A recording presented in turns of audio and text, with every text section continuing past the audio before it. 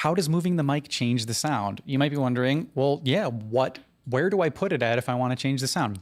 Well, good rule of thumb is start by understanding how the movements affect it. So if you want to get a brighter sound, the best rule of thumb is to move closer to the center of the speaker. You're getting the most direct, highest capture of exactly what's coming out of that speaker in the center. So if you want more kind of mids, more treble, just start moving that microphone towards the center. You'll notice it makes a big difference. But maybe you're like, oh, it's already too bright as it is. Like, how do I make it less bright? Well, move it towards the edge of the cone. And you got a lot of room there. And it really does cut down drastically on the kind of mids, upper mids, treble when you start moving to the side of the cone. But what if you're like, okay, my mids and my treble sound great right now, but I just keep getting this boominess? Well, there's a couple things that could be happening. And most of the time there's this thing called the proximity effect. And for those of you out there that are more knowledgeable there, I might be speaking very basic terms there, but just to capture anything for all the beginners out there, let's talk about this. So there's a thing called the proximity effect. And it's basically if the microphone is getting captured too close, you get this giant pickup of all of these low frequencies that do not sound very good. And in fact, they kind of overload the capsule a little bit and create this like, kind of like when you're covering your mouth and it's just kind of muffled and gross sounding. That's what happens when you get a microphone up on the amp too close. So especially with condensers, oh my God, you can get some gross sounds by putting a condenser too close that just completely destroy your tone. So be careful with how close you're putting the mic. But there's also a benefit of that. If you have a brittle tone, you want to thicken it up, experiment, push the microphone closer. You might actually get the sound you're looking for with a little bit more heft in the microphone. So experiment. Now, if you want less, the opposite applies. Less bass, just pull the microphone away. And then again, you can kind of capture a lot less bass frequencies that way. So I'm going to roll the sound again through the reamp box, and I'm just going to start moving around the 57, and we'll see how it kind of changes. So during this process, I might record a couple samples too, just so we can compare later.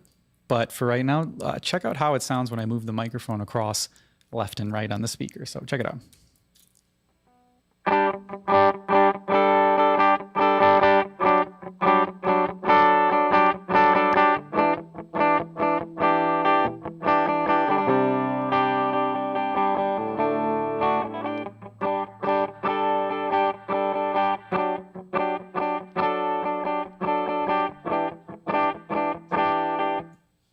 All right, so right away, if you guys noticed, I moved it to the edge of the cone on the left, and right away I could hear in my headphones here very clearly that a lot of that upper character goes away. So you can see that it kind of tames and softens those mids. You got a harsh amp, throw it over to the side.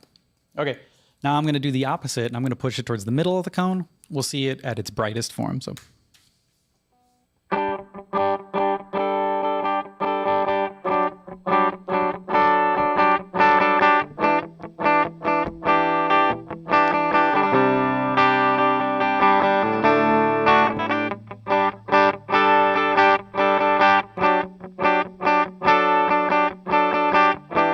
All right, so you notice that? Yeah, it's crazy how much extra clarity you can get in mids and treble, especially from that. So use that to your advantage. Now, let's talk about that proximity effect. I won't quite get it too much on the 57, but I'm gonna push the SM57 forward towards the speaker grill, and you'll notice that the bass kind of starts picking up. But then as you pull it away, you can notice that you get more of like a distant sound. It's literally like you can hear that there's distance and it's not so close up. You get less bass. So let's hear it.